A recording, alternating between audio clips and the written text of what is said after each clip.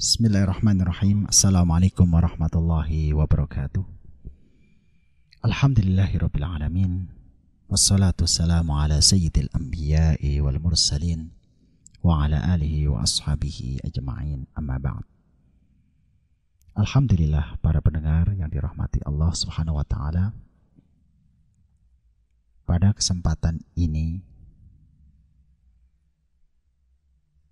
saya ingin mengupas dan kita bersama mempelajari sirah Rasulullah Sallallahu Alaihi Wasallam. Sirah maksudnya adalah sejarah perjalanan kehidupan Rasulullah Sallallahu Alaihi Wasallam.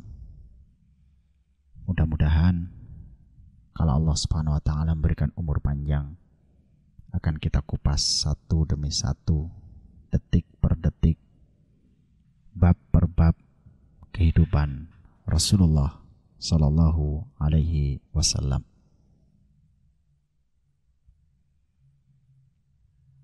Mempelajari sirah sangatlah penting bagi seorang mukmin agar supaya seorang mukmin ini bisa mengetahui betapa kita ini bisa mencontoh Rasulullah Sallallahu Alaihi Wasallam. Sederhananya, Islam itu enak, Islam itu mudah, Islam itu bisa memberikan kebahagiaan. Tapi cara menerapkan Islam kudu kita ini menerima contoh dari Rasulullah Sallallahu Alaihi Wasallam. Kalau kita tidak menerima contohnya, nanti itu bisanya kita belajar Islam itu morat-marit, kacau. Laqad kana lakum fi Rasulillahi uswatun hasanah liman kana yarjullaha wal yaumal akhir wa dzakarallaha katsira. Betul-betul telah ada pada diri kamu untuk kalian, yaitu pada diri Rasulullah Sallallahu Alaihi Wasallam, contoh yang nyata, uswah hasanah. Uswah hasanah, contoh yang nyata bagaimana berislam yang benar. Kan banyak sekarang ini ada orang itu Islam tapi Islamnya nggak benar, belajar Quran tapi belajar Qurannya nggak benar. Itu masalahnya apa? Tidak mempelajari sirah. Maka belajar Quran dan sirah itu kayak dua mata yang tidak bisa dilepaskan. Maka dari sinilah berapa banyak orang yang tidak menyukai dinul Islam ini memisahkan antara Quran dan sirah, Quran dan sejarah Rasulullah.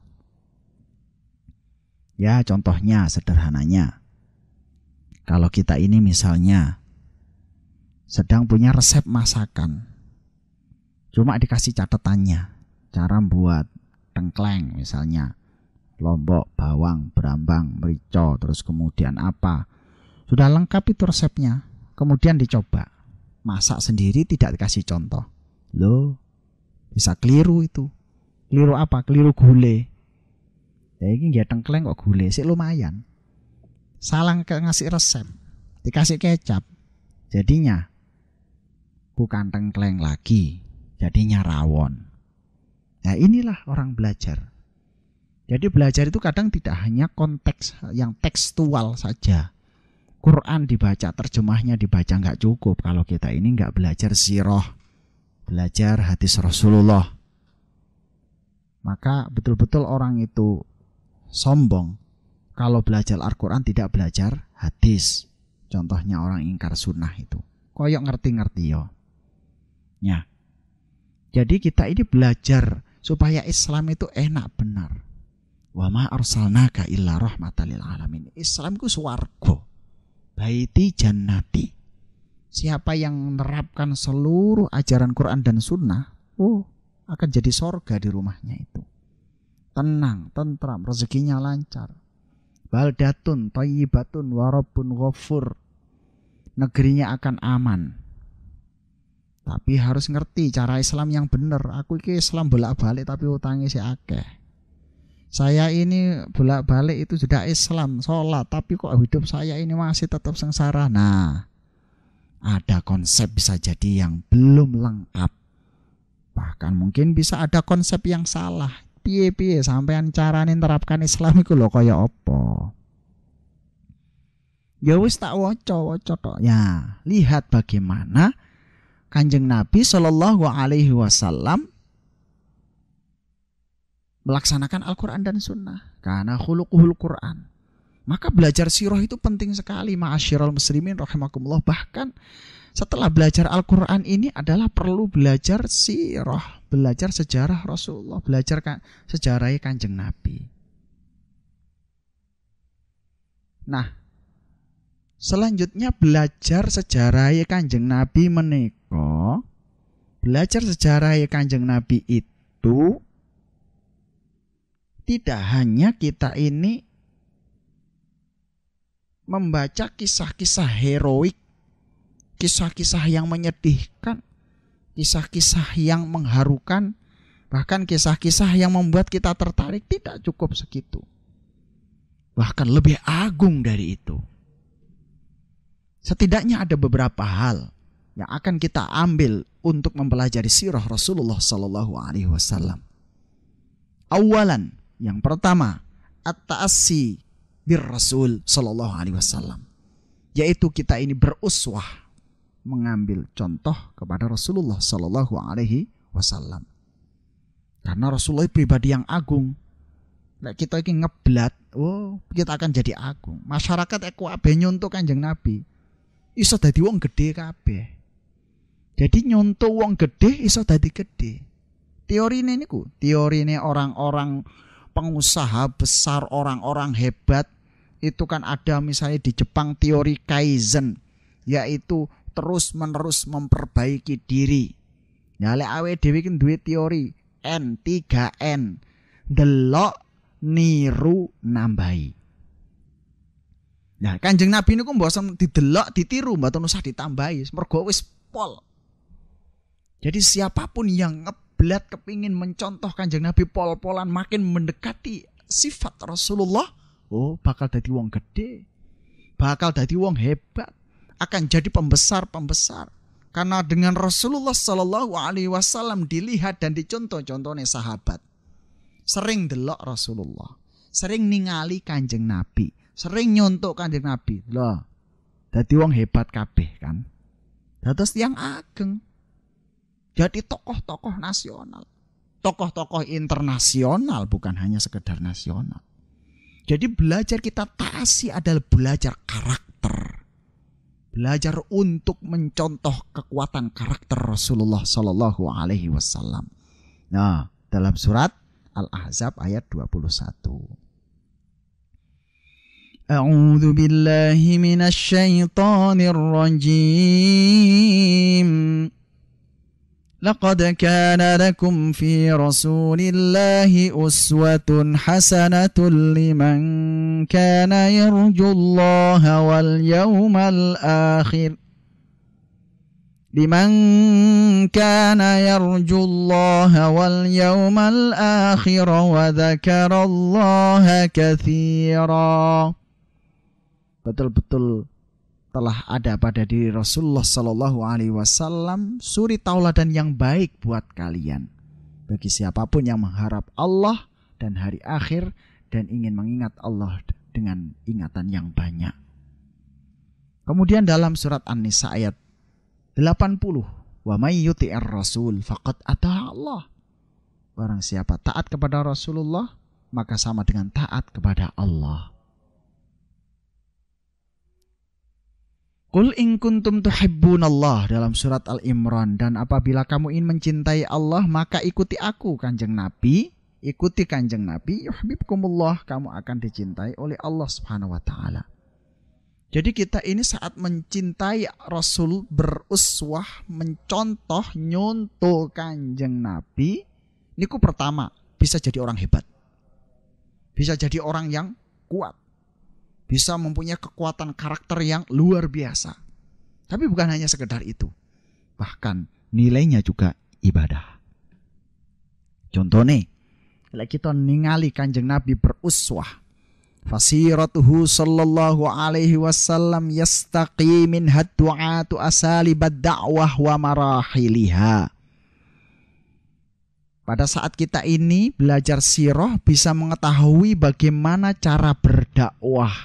Jadi Kanjeng Nabi niku piye carane ajak-ajak menungso kereng, apa ekstrim, apa fundamentalis. Oh mboten, Kanjeng Nabi ku lembut, halus, murah senyum. Bahkan wong lek ningali Kanjeng Nabi niku seneng, Kanjeng Nabi ku bagus, ganteng, murah senyum. Loh. Saniki wonten dai-dai niku malah eman-eman. Tempat-tempat maksiat niku tambah ramah-ramah, tapi tempat-tempat taat, masjid, pengajian wong yang angker-angker kabeh niki klintu. Baca sirah Rasulullah sallallahu alaihi wasallam. Silahkan kita lihat, Rasulullah adalah orang yang bayadul wajah. Wajahnya itu putih bersih dan banyak tersenyum. Sehingga kita bisa lihat metodologi dakwah.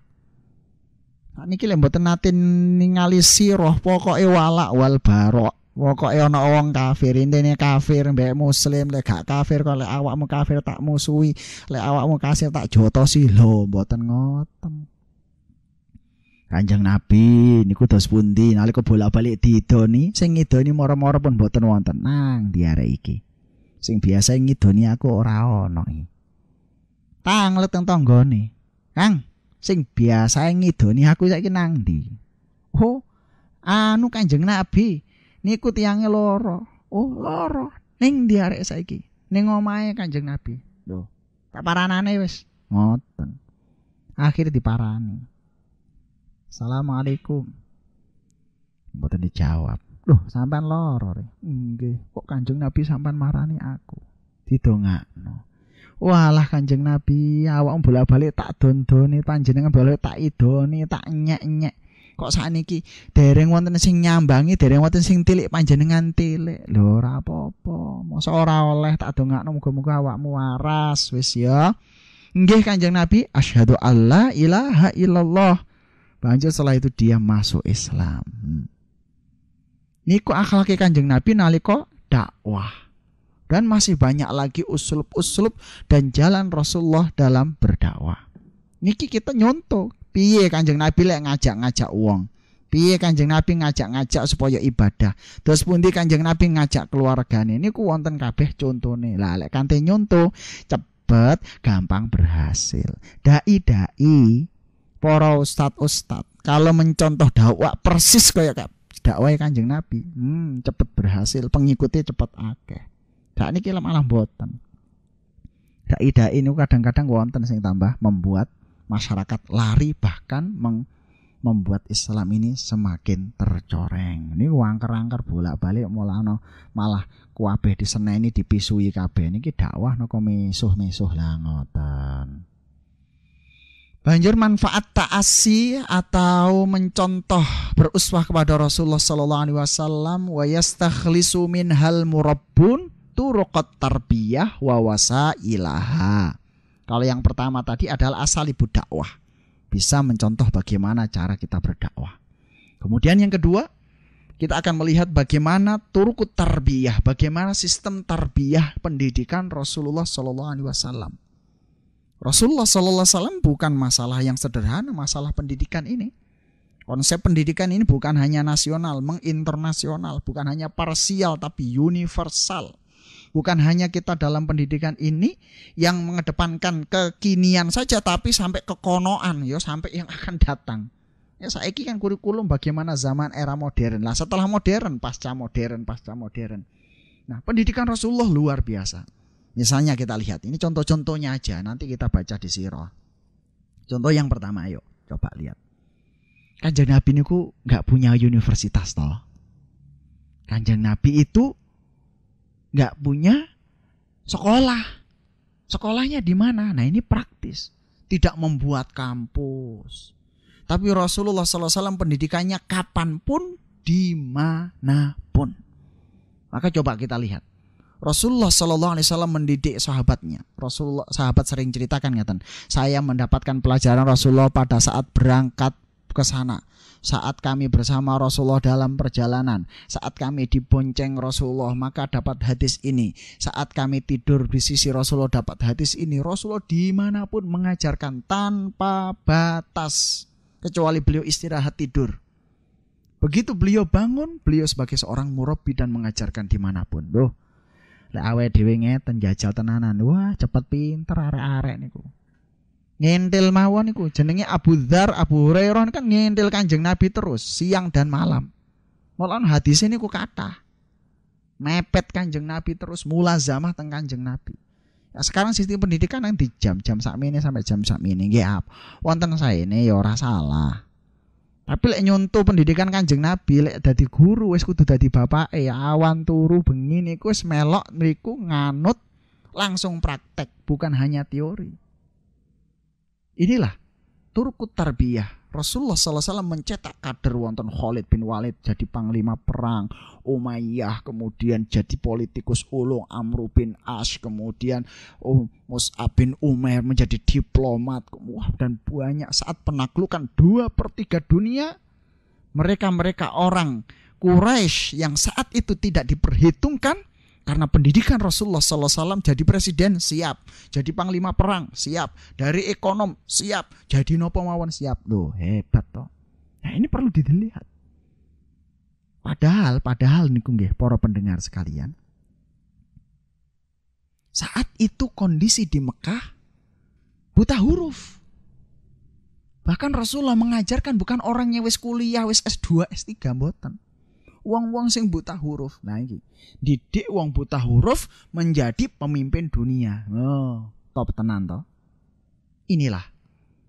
Sehingga kita perlu bagaimana toh Kanjeng Nabi ini cara ngajari teng sahabat-sahabat kok dalam waktu 23 tahun ini sudah menjadi orang yang hebat. Kemudian berikutnya kita ta'assi yang berikutnya mencontoh Kanjeng Nabi sallallahu alaihi wasallam beruswah adalah wa yastafidu min halqadatu nidhamal qiyadah wa manhajaha. Kita bisa mengambil faedah leadership. Wah, bahasa modernnya ku leadership, kepemimpinan. Kanjeng Nabi ini bisa mengatur terap-terapan bagaimana membangun dakwah dari fase Mekah selama 13 tahun dibimbing Allah tentunya.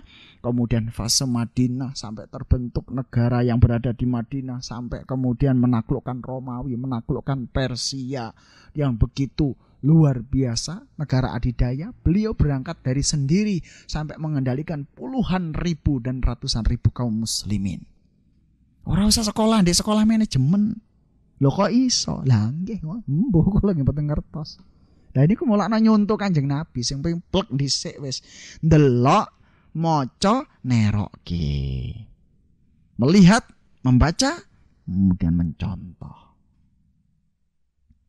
Itu luar biasa. Rasulullah enggak belajar manajemen, para sahabat-sahabat belajar semuanya langsung dalam kehidupan aplikatif sehari-hari. Enggak ada di situ sekolah manajemen, enggak ada sekolah keuangan, tapi mereka menjadi qadatul ummah, para leader lah. Wede saiki wong Islam terjadi krisis kepemimpinan. Wangel golek pemimpin sing bener, pemimpin sing mboten patek genah rada kathah, paling nggih mboten ngertos kula niki. Pun baru kemudian kita ta'assi bir Rasul, mencontoh pada Rasulullah sallallahu alaihi wasallam. Poin yang berikutnya keberapa tadi? 1, 2, 3, 4. Yang keempat. Pertama tadi kan uslub dakwah. Yang kedua bagaimana seorang murabbi mendidik menjadi orang-orang yang hebat. Kemudian yang ketiga leadership. Yang keempat adalah bagaimana kita ini supaya bisa zuhud dalam hidup, sederhana dalam hidup. Iki sing rada angel. Nah, kita awake dhewe niki urip niki lek mboten nyontoh Rasulullah, tambah suwe tambah angel, tambah sugih tambah mumet. Padahal hidup itu harusnya tambah lama, harus tambah sederhana dan tambah mudah. Wangel, sing angel-angel nggih wong-wonge dhewe. Tapi kalau Rasulullah sallallahu alaihi wasallam kita lihat hidupnya penuh dengan kezuhudan, gampang, rezekine gampang. Nah, ini perlu belajar. Yang keenam, wa yata'allam minha at-tujjaru maqasidut tijarah wa ahkamaha wa turuqaha. Nih, para bisnismen. Wong-wong Islam ini yang kalau kepingin segera cepat kaya, kita harus banyak belajar bagaimana Rasulullah berdagang. Maka rahasia perdagangan yang sukses adalah pada pribadi Rasulullah sallallahu alaihi wasallam. Nggih, istirahat rumiyin. Wassalamualaikum warahmatullahi wabarakatuh.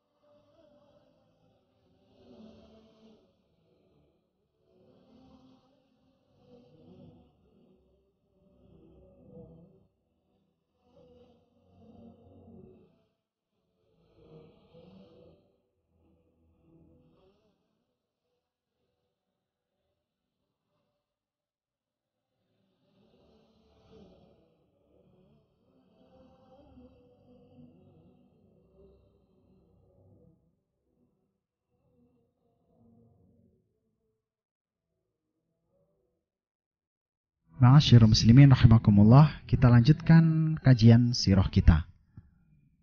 Sudah kita bahas tadi tentang bagaimana poin berikutnya adalah wa yata'allamu minhat tujjaru maqasidut tijarah. Jadi seorang pedagang akan bisa bagaimana berdagang sebagai sistem Rasulullah. Kita lihat Rasulullah sallallahu alaihi wasallam belajar ekspor impor usia 12 tahun. Jadi dagang itu ojo tanggung-tanggung, meracang bolak-balik. Dodolan kok yang bolak gerobokan nggih oleh, tapi ojo tanggung-tanggung, lari-lari belajar langsung ekspor impor. Karena kita ini kalau kita belajar langsung ekspor impor itu enggak tanggung-tanggung. Rasulullah usia 12 tahun, 25 tahun sudah pergi ke negeri Syam, sudah keluar negeri. Bolak-balik awake dhewe ngoten nggih, ya lang luar negeri TKI babu. Ya halal. Ya halal, tapi kan babu, dagang. Muslim itu harus menjadi seorang pedagang. Maka dari sinilah kita belajar bagaimana Rasulullah SAW sejak kecil, sejak dini sudah belajar berdagang. Hikmah dagang banyak. Di dalam perdagangan ada kualitas bagaimana kita berdakwah, berinteraksi. Maka kalau orang dagangnya lancar, dakwahnya juga bisa terampil. Supel, nggak eksklusif. Di dalam kekuatan perdagangan ada kekuatan ekonomi. Bahkan ada yang mengatakan bahwa siapa yang menguasai keuangan maka dia sama dengan menguasai sebuah kekuasaan. Loh. Jadi wong lek sugih ku kaya raja. Lek raja lek mboten sugih ya kalah mbek wong sugih, ngoten. Nah ini. Maka kita lihat bahwa perdagangan bukan masalah sederhana dan ini menjadi karakter Rasulullah sallallahu alaihi wasallam. Sebelum Rasulullah sallallahu alaihi wasallam diangkat menjadi rasul, dominan dalam kehidupan beliau adalah seorang pedagang yang ulung, yang internasional, qualified. Beliau sudah melaksanakan ekspor impor pada usia 12 tahun dan pada saat 25 tahun beliau sudah melakukan perdagangan transaksi internasional. Bon, itu. Kemudian belajar sirah itu manfaatnya wah kathah banget ya, banyak sekali manfaatnya ini. Berikutnya yang ke 1 2 3 4 5 6 yang ketujuh ya, yang ketujuh. Wa yaqtabisu minhal mubtalauna asma darajatis sabr was sabat. Dan bagi orang-orang yang sedang ditimpa musibah, ditimpa bencana, pada saat membaca sirah Rasulullah, loh, ora ana apa-apane. Enggak ada apa-apanya saya dengan musibah yang ditimpa oleh Rasulullah. Bapak Ibu, para pendengar sekalian, kalau kita belajar baca sirah dari awal sampai akhir runtut, ampun pedot-pedot, kita itu bisa menangis. Menangis haru. Tuh. Kanjeng Nabi oleh ngebot-ngeboti ben awake dhewe mlebu swarga niku lho. Dos pundi Kanjeng Nabi ku ngalami musibah, bencana, ujian bertubi-tubi. Awake dhewe gara-gara masalah tempe, ndek utang 500.000 sak juta. Wis kepengin kendat. Oke, maca sirah Kanjeng Nabi sallallahu alaihi wasallam, hati kita akan semakin teguh. Ternyata Rasulullah dan para sahabatnya ujiannya luar biasa. Ada yang ditombak dadanya, ada yang dirobek perutnya, ada yang digergaji. Semua ujian-ujian gitu mereka hadapi dengan ikhlas dan semuanya mengharapkan ridha Allah Subhanahu wa taala. Ya niki arek enem-enem iku saiki lah rada ngalem-ngalem kabeh to nggih. Arek enem-enem iku lho anak muda-muda sekarang kan. Awake dhewe dulu jalan kaki 2 kilo, 4 kilo biasa. Saiki yo pakai sepeda pancal, njaluk motor. Montore yo sing apik, sing iso ngetril-tril, sing rodane gede-gede iku lho, apa iku merek-merek Ninja, Yamaha, sing iso ngetril-ngetril itu. Ngalem. Panganan tempe, tahu, sambat, mak aku njaluk panganan sing luwih enak emoh iki. Lho, jaman awake dhewe biyen iku bongkelan gedang, Nduk, dipangan jaman biyen, jamane sampean. Ini menunjukkan bahwa manusia itu makin lemah itu bukan makin maju. Bahaya. Kalau bangsa ini sudah bangsa manja, bangsa ini sudah menjadi bangsa yang lemah, bisa jadi kita akan terjajah kembali. Bisa jadi kita akan menjadi orang yang bangsa yang terhina kembali. Tuh, zaman riyen wonten penjajahan Spanyol niku. Wong-wong hebat kabeh, perang ayo, sabat, sober, perang lawan Spanyol, Portugis diusir kabeh ning Fatahillah niku. Awal Jayakarta dan Jakarta niku. Menang. Maka digitulah inna fatahna laka fatham mubina. Fatahillah. Jayakarta. Niku terjemahan dari Fatahillah, kemenangan dari Allah Subhanahu wa taala. Jadi Jakarta. Mari ngono wong ya bangsane kendak kenduk maneh. 100 tahun berikutnya datang London, jajah maneh kapokmu kapan. Iki bangsa Indonesia ngoten. Gak punya kesabaran, gak punya keteguhan, gak punya kegigihan. 100 tahun berikutnya dijajah oleh penjajah Belanda. Padahal wis merdeka loh, iku padha karo meh merdeka 100 tahun. Maka hati-hati kita ini. Sekarang ini kita merdeka baru berapa tahun? 45 2012. Kalau segera kita ini tidak mulai menguatkan kesabaran, keteguhan, jangan jadikan bangsa kita bangsa yang manja. Wallahu na'udzubillah, bisa jadi kita ini akan terjajah kembali. Jadi orang menumbuhkan militansi. Jadi belajar sirah itu menumbuhkan militansi, duduk radikal. Lek radikal itu ngerusak. Lek militansi dalam membangun. Nah, ini baru hebat. Saat ini militan tapi militannya ngerusak. Lah niki mboten angsal. Ya boleh. Berikutnya mencontoh Rasulullah sallallahu alaihi wasallam yang ke-8 adalah wa yastanbitu minhal ulama'u ma yu'inuhum ala fahmi kitabillahi ta'ala wa yajiduna fiha al-ma'arif as-sahihata fi ulumil islamil mukhtalifati wa biha yudrikuna an-nasikha wal mansukh wa yastanbitu minhal ulama, dan bisa membantu ulama untuk mengambil istimbat hukum dalam memahami kitab Allah.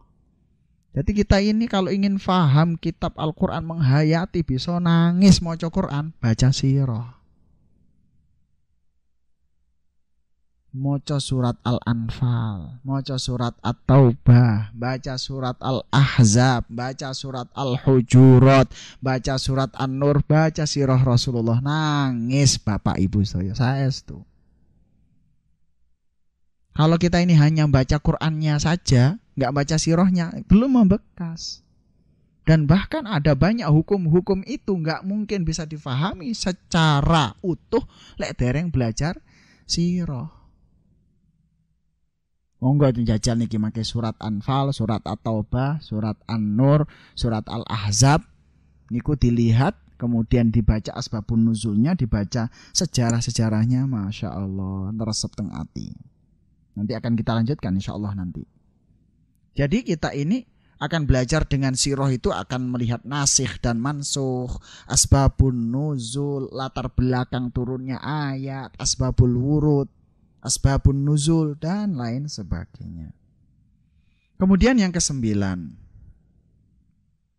Yang ke-10.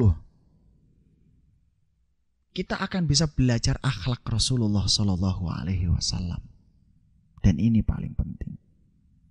Akhlak berdagang. Akhlak dadi rojo. Akhlak dadi rakyat. Akhlak dadi tukang ojek. Akhlak dadi tukang becak. Akhlak dadi dokter. Padha mung dadi dokter sing penting duwike bolak-balik dipek wae. Dadi tukang becak lek murah-murah dibronjal-bronjalno. Lek larang rada dienakno. Oh niku. Jadi akhlak semuanya. Dan akhlak itu letak surga masyarakat. Kalau semuanya berakhlak, pemerintahannya berakhlak, rakyatnya berakhlak, kemudian pejabatnya berakhlak, kemudian anaknya berakhlak, orang tuanya berakhlak, Masya Allah. Kita ini sebenarnya kan krisis akhlak. Negara-negara berkembang itu biasanya akhlaknya itu yang belum tertata dengan baik. Akhlak dagang gak gampang ngapusi. Sapi jari ini katanya korban. Wis iki wis powel. Delokan wis powel, tibake dipetil iku dibogangno padahal urung tahun. Iki delokan powel iku lho ompong niku wis ompong loro. Sampean tang kok. Niki ngapusi. Dodolan daging halal. Iya, tibake daging tiren mati kemarin. Oh niku mboten angsal niku Pak, haram. Beginilah kita ini pada saat tidak mau belajar sirah. Jadi pertama kita belajar sirah at-ta'assi. Mencontoh Rasulullah SAW banyak hal niku wau. Kemudian belajar sirah yang kedua. Tadi itu ta'assi poin-poinnya sampai 10 tadi. Poin yang kedua, alinea yang kedua. Seseorang yang belajar sirah Rasulullah SAW adalah fanahnu nadrusus sirata, ya. Berkata Izar Sidqun Nabi SAW, kami belajar sirah untuk menambah iman bagi kami. Pada saat kami berhenti pada mukjizat-mukjizat Rasulullah, dalil-dalil kenabian, menambah iman dan yakin. Jadi belajar sirah Kanjeng Nabi ini bisa nambah iman. Iman itu wong iman itu jenenge tentrem, ngoten lho. Dadi lek wong gak ada masalah, sampean gak ada utang, baca sirah Kanjeng Nabi. Engko rada alon. Iki gak ada masalah napa mawon wis. Masalah maksiat, pemuda-pemuda niku bolak-balik ngantek dodone umep kepengin maksiat, menggelegak, baca sirah Kanjeng Nabi lah adem ces enak. Ibu-ibu bolak-balik gegere mbek bojone. Baca sirah Kanjeng Nabi engko lak nyes adem. Bagi orang-orang yang punya masalah manajemen keuangan perusahaan, dia mengalami krisis kepemimpinan, baca sirah Kanjeng Nabi, khatamna 3 dina. Oh, akan muncul inspirasi baru. Seseorang yang hidupnya selalu gagal, ulangi, khatamkan sirah Rasulullah SAW, dia akan mendapatkan inspirasi karena ada keimanan, ketentraman di situ. Jadi mboten sederhana iki. Dadi ngalang-alai jimat, nggih. Membaca sirah Rasulullah SAW ngalang-alai jimat. Hebat. Bukan hanya sekedar dibaca kemudian kisah-kisah diamati, enggak, tapi akan mempunyai kekuatan yang luar biasa, kekuatan motivasi, kekuatan iman, kekuatan semangat dan sebagainya. Kemudian yang ketiga, gharsu hubbin Nabi sallallahu alaihi wasallam fil qulub. Tiang niku lek wis maca sirah Kanjeng Nabi akan mencintai Kanjeng Nabi. Seneng bener. Tuh Kanjeng Nabi pengorbanannya luar biasa. Harta, darah, tenaga semua dicurahkan ben awake dhewe mlebu swarga. Niku dumatur suwun karo Kanjeng Nabi. Terima kasih kepada Rasulullah. Blas gak tau matur suwun, ora tau maca selawat. Ono jenenge wong medhit niku. Dikei ora tau ngekei. Alhamdulillah bisa ngucapkan syahadat. salat, zakat, swarga niku sak langit dan bumi dan seisinya. Ya wae dhewe dikei dhuwit 2 juta wis seneng. Lah iki mboten kaya wong juta. Surga yang luasnya seluas langit dan bumi bisa kita huni. Mergo napa? Mergo Islam. Sapa sing ngajari Islam? Kanjeng Nabi. Jadi matur suwun. Terima kasih kepada Rasulullah sallallahu alaihi wasallam. Kalau dia maca sirah Kanjeng Nabi niku tambah seneng, tambah remen, tambah cinta kepada Rasulullah sampai puncak cinta, rindu sampai ngimpen-ngimpen. Nah, ngipi ketemu Kanjeng Nabi. Maka Rasulullah sallallahu alaihi wasallam bersabda, "Al-mar'u ma'a man ahab." Seseorang itu akan bersama dengan yang dicintainya di surga. Loh, Rasulullah sallallahu alaihi wasallam di surga yang paling tinggi. Saat kita mencintai Rasulullah, kita akan bersama orang yang kita cintai, yaitu Rasulullah. Otomatis kita berada di surga yang paling tinggi. Inilah penting sekali kita, bagaimana Rasulullah begitu cintanya kepada hambanya, kepada pengikutnya. Kemudian yang keempat, yang terakhir kita belajar sirah Rasulullah sallallahu alaihi wasallam, sebenarnya banyak, adalah at-ta'abbud lillahi ta'ala. Jadi baca sirah itu ibadah. Ada ibadah itu membaca Quran. Dengan baca sirah kita akan banyak ibadah. Kenapa? Karena saat menyebut Rasulullah, kita ini disunahkan sallallahu alaihi wasallam. Banyak baca sholawat. Dan sholawat itu bisa memberikan kita ini kekuatan dan ibadah. Baca sirah Rasulullah, menyebut nama Nabi sallallahu alaihi wasallam. Nama Nabi sallallahu alaihi wasallam. Ya, ada orang yang mengatakan Kanjeng Nabi itu katanya sudah terbebas dari dosa dan masuk surga. Iya, kok harus disolawati? Lah, banyak yang tanya begitu kan. Kok harus disolawati? Berarti Rasulullah SAW jangan-jangan nggak selamat. Nah, ini nggak mengerti adat dan susunan kata dalam bahasa Arab. Solawat itu bisa berarti doa. Solawat itu juga bisa berarti selamat dan ta'zim, jadi mengagungkan. Misalnya ada seorang presiden. Wahai presiden yang terhormat. Loh, aku jenenge presiden mesti terhormat lah. Apa sama ngomong terhormat bae? Masa tersinggung? Kan enggak. Begitulah. Kadang-kadang itu karepe piye ngoten ya. Menghina Rasulullah katanya itu adalah orang yang bebas dari dosa dan tidak akan masuk neraka dan masuk surga. Kenapa harus didoakan? Loh, tidak mendoakan. Itu adalah bentuk ta'zim, mengikramkan, mengagungkan. Misalnya pada saat ada raja, wahai raja yang mulia, yang panjang umur. Lah, masa raja ini masa terhina? Raja itu mulia, tapi diungkapkan engkau yang mulia adalah sebagai bentuk penghormatan. Anda sukses pada waktu wisuda. Sukses ya, ya memang saya sudah sukses. Tapi kenapa Anda mengucapkan sukses? Sebagai bentuk kecintaan, bentuk kebanggaan. Innallaha wa malaikatahu yusalluna 'alan nabi. Ya ayyuhalladzina amanu sallu 'alaihi wa sallimu taslima. Banyak ucapkan sholawat jadi ibadah. Inilah ma'asyiral muslimin rahimakumullah. Bagaimana kita ini pada saat sering membaca sirah, insyaallah hidup Anda akan berubah. Jangan sekali dibaca, setiap saat. Bahkan sediakan buku sirah di meja kerja Anda. Sediakan buku sirah di mobil Anda. Sediakan buku sirah Rasulullah sallallahu alaihi wasallam di tempat-tempat yang Anda memungkinkan membaca. Yakinlah, saat itu sudah Anda jiwai, hidup Anda akan berubah. Saat bagaimana pengusaha berpegang pada sirah, perdagangan Anda akan mengalami perubahan. Saat Anda sebagai tokoh politik membaca sirah, maka Anda akan semakin eksis dalam tokoh politik itu. Dan Anda akan mendapatkan keamanan, bukan sebuah ancaman. Allahumma salli ala Sayyidina Muhammad wa ala ali Sayyidina Muhammad kama sallaita ala Sayyidina Ibrahim wa ala ali Sayyidina Ibrahim innaka Hamidum Majid. Sallallahu ala Muhammad, sallallahu ala Muhammad, sallallahu ala Muhammad, sallallahu ala Muhammad wa ala alihi wa ashabihi ajma'in. Kurang lebihnya mohon maaf. Wabillahi taufik wal hidayah. Kita sambung pada kesempatan yang lain insyaallah tentang sirah Rasulullah sallallahu alaihi wasallam. Wassalamualaikum warahmatullahi wabarakatuh.